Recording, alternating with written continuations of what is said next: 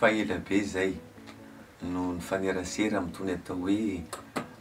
Facebook tony tsika zany hoe fifaneraserana nefa tsy mifakahitantava tsy mifanakaiky tsy mifampiresaka akaiky ka tonga ny fotoana ahafahantsika manao an'izany a ho antsika rehetra zay namana ao anatin'ny Facebook ka mahatratra ny fotoana amin'ny zoma ho avy zao 2 décembre ao amin'ny 17e 47 rue du Long amin'ny Sivy dia misy fionatsika zany amin'io ary ny tompon-daka de ny hira zany no tena metsika lanjany izay zany fizarana voalohany a de eo amin'ny miala sasatra aketsika de eo mba efa am'le fialan-tsasatra misy fiarahana mba misotro vavony mba misotrosotro kely mba manamanto tena ozy amin'ny fomba fitenenatsika zay de eo tsika miara-midinidika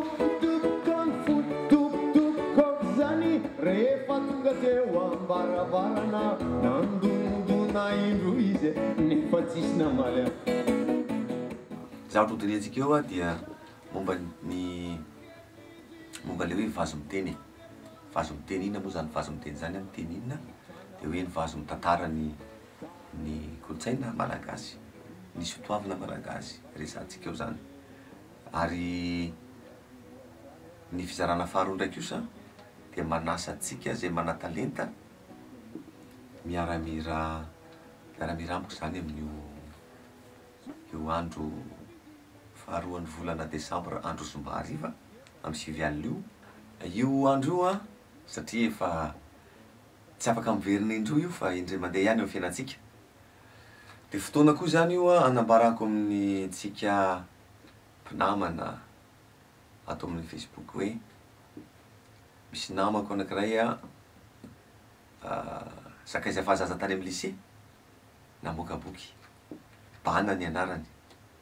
boky tantara de io koa zany fotoana ahafahantsika manolotra an'le boky ara-pomba ofisialy sady misy amboara tononkalo koa zany ho ataotsika eny antsefatsefa ny vazo eny io zany de ohatrany hoe takariva ny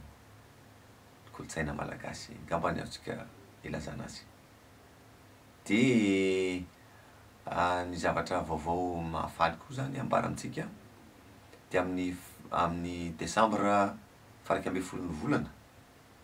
de ivoaka koa zany a ny bokin'ny Latimer Andrers zay zoko be anay na Mahaleo ny Mahaleo sy ny misy bokin'ny Mahaleo fa efapolo taona zany misy ny interviava nataonay efa ela be ivoaka amin'io boky io fa mbola olazainy aminareo amin'ny Antsipriana eo zany amin'io andro zay zany fa de samy mahazo fahafitarintana daholo ilay boatsary mamia